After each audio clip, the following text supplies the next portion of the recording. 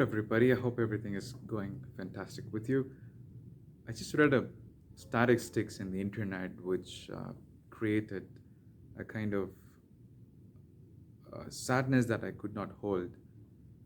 2018 alone, there are almost 3,500 people were dead because of use of smartphones while they are driving.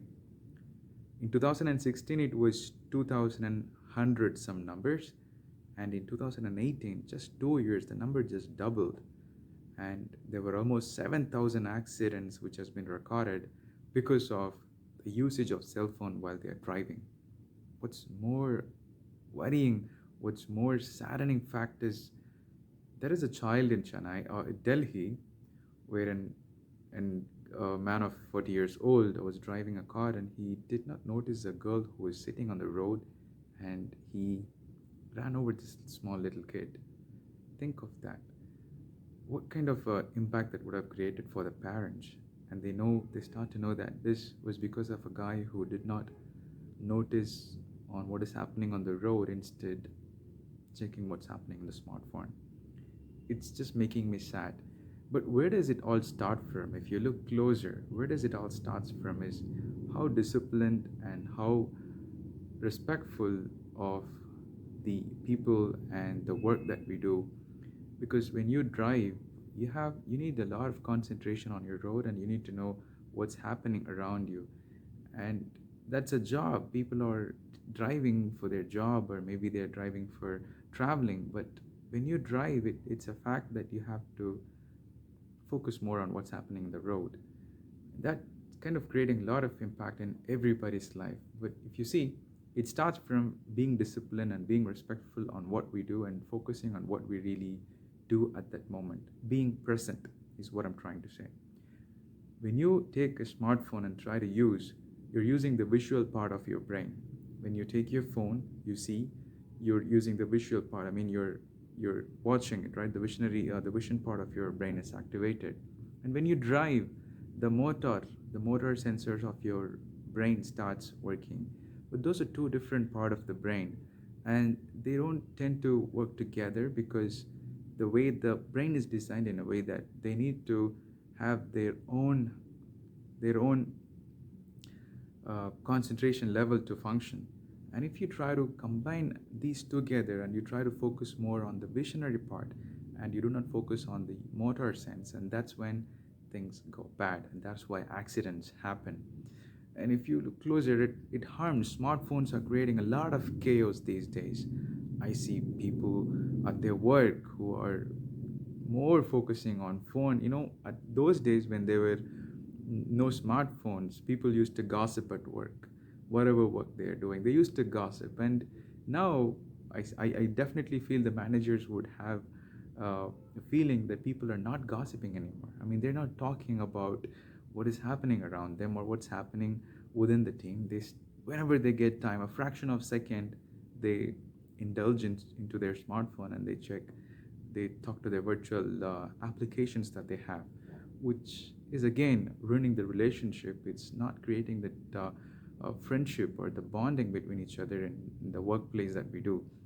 And it creates a lot of chaos at our family, we see. And there is a fact that parents who has more phones, parents who has a lot of time spending on their phone, or we can see the way the childs are brought up, it's directly impacted on them. It's showing the impact straight on your kids. What happens is now you're creating a generation who is not taken care by their parents, and then you create uh, a world itself, and that generation itself is now going to be on their own, or they have their own cell phone now. They are now on their own virtual appliances or virtual applications. So it's highly important that we have to take a moment and see what is happening around us. I read this in one of the article the other day, that cancer, right? We know cancer. Of course, cancer has a lot of facts, a lot of causes. Smartphone is also now playing a major role in brain tumor, and we know that the electromagnetic rays that comes out of the phone can directly impact your brain, and it also affects males sperms, mostly male carry their phone in their pocket, in the pant pocket. That's directly impacting on the growth, or the growth hormones, or the sperms that's inside the body. Now what's happening is, once the sperms are defected, although you try to keep your phone away from your pocket, once you know the fact, it takes almost 4 months for the sperm to recover. And now, and also it's affecting the girls, it also affecting the ovaries of girls, because when they carry their smartphone on their pants, that's affecting. And they say that the cells that are formed, or the way that sperms or ovaries are created, is they are very thin cells, and the electromagnetic cells directly impacts that. And what happens is, the child, or the child who's born, they have a lot of chances they would get autism. And the recent study has shown that people, or the kids who are affected by autism, when they go back to their parents, and they could see the parents are addicted to smartphone, or they engage with more of electronic gadgets in their day-to-day life. There are a lot of other facts which I read. And in fact, people who use Fitbit, the electronic waves that comes out of Fitbit, you just do like this, and the Fitbit turns on. And there are a lot of there is a meter that was kept near that Fitbit, to check what is the electromagnetic radiation. And the electromagnetic radiation went beyond the level of that piece of meter that they have to verify what's uh, the level of electromagnetic radiation that comes out of it. And there was a lot of patients in US and in UK that they have itches around this place. They've been using Fitbit for almost 2 years, 3 years now, and there are itches. And when they scan their hand, they could see there is a little bit of damage in their bone cells. And we don't know how this is going to impact in our future. And there are a lot of facts, and they clearly say that it impacts our DNA, and it degrades our cognitive power. And it's all scary. Literally, it scares us when we read all this. And there are no way for us to escape from this. And that's the actual fact. We are going to see 5G in few days, where IoT things are going to connect each other, and they're going to talk each other. And we human beings, we don't know what we're going to do. Of course, human beings are adaptable, and they can cooperate, or they can adapt in whatever situations they are. That's the beauty of Homo sapiens. But the matter of fact is, until this 21st century, until the internet and the electromagnetic radiation, all this is happening. Before that, there is no such impact, that there is no such appliance, or there is no such invention that caused directly to human beings cognitive power. But the uh, the inventions, or the electromagnetic waves, or the inventions of smartphones or computers or tablets, they have a direct impact on our cognitive sense. That's the uh, that's the harmful, or that's the news that we cannot digest.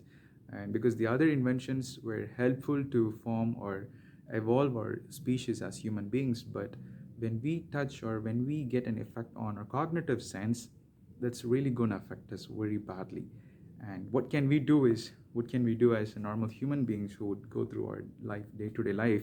We can try to avoid smartphones has a lot of impact, and it affects your eyes because of the rays that comes out of the smartphone, that creates a lot of impact for your eyes.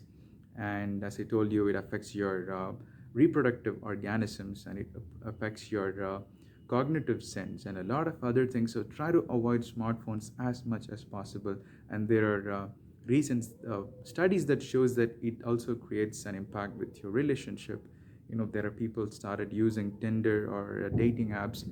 That has created already an impact on people to interact in a day-to-day life, on how to date in a normal life, how to converse with a normal person when they actually see the person next to them, because they get used to the dating apps, or they get used to the applications, and when they see the real person, they don't know how to react. The romantic relationship is not there anymore because of these applications. So there's a lot more to talk about, but due to the limited time that I have, I'll say, what's your phone? What's your phone? Take care of it properly. At least once in a week, do not touch your phone, throw it away. And when you wake up in the morning, do not wake up with your phone. Keep your phone at least 10 steps away when you wake up. Don't reach out to the phone first thing in the morning. Spend some time for yourself. Take a deep meditation, write a journal, listen to some song, have a coffee, and then go for a walk. But do not go reach out to your phone first thing in the morning. Try to avoid as much as possible. And whenever not required, turn off the Wi-Fi. Do not turn on the Wi-Fi in a place where you're living. I mean, don't turn on, keep it turned on all the time. Turn it off. Whenever it's not required, switch it off. It's not required. And buy standard products. Don't go for China products, which has a lot of radiation, which could directly cause your child. So if you have a pregnant lady in your family, be very cautious that you don't allow them to use a lot of smartphone. Let them understand that smartphone causes a damage for the kid inside their body. So let them understand that it's affecting the cognitive sense of our whole human species. And maybe we're not aware of all this. At least when we know all this, we'll try to understand what is happening.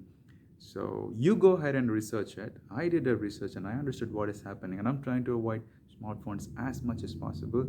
So I'd like you to take some time and read more about smartphones and the technology and how it's affecting our day-to-day life. It's really important for us to know that. So think about it, and I'll see you tomorrow with another video. Bye for now. Keep in